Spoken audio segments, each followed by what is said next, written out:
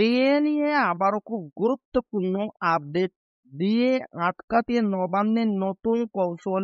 রাজ্য সরকারি কর্মীদের অভিযোগ, রাজ্য সরকারি কর্মীদের বকেয়া ডিএ প্রদান আটকাতে নবান্ন নতুন কৌশল নিচ্ছে বলে বিস্ফোরক অভিযোগ উঠছে।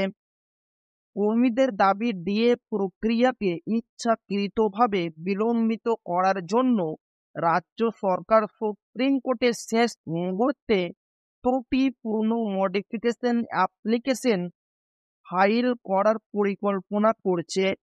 এর মাধ্যমে রাজ্য সরকার আদালত থেকে ত্রুটি সংশোধনের নির্দেশ পেয়ে আরও কিছুটা সময় নিতে চাইছে বলে অভিযোগ।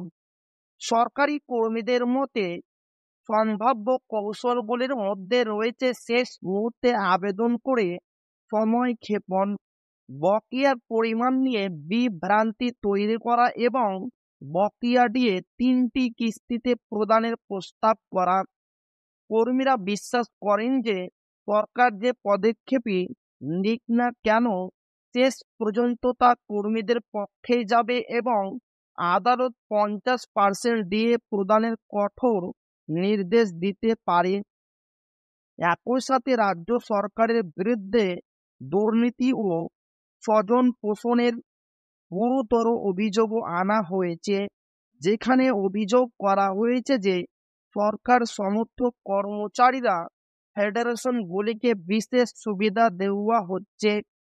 তো এই ছিল ডিএ নিয়ে খুব গুরুত্বপূর্ণ আপডেট যা আপনাদের মাঝে শেয়ার করলাম। তো ভিডিওটি ভালো লাগলে অবশ্যই আপনার বন্ধুদের শেয়ার করবেন যাতে তাদের উপকার হয়।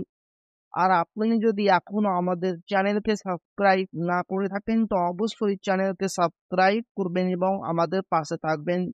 তো আবারও দেখা হবে ডিএ রিলেটেড খুব গুরুত্বপূর্ণ ভিডিওতে।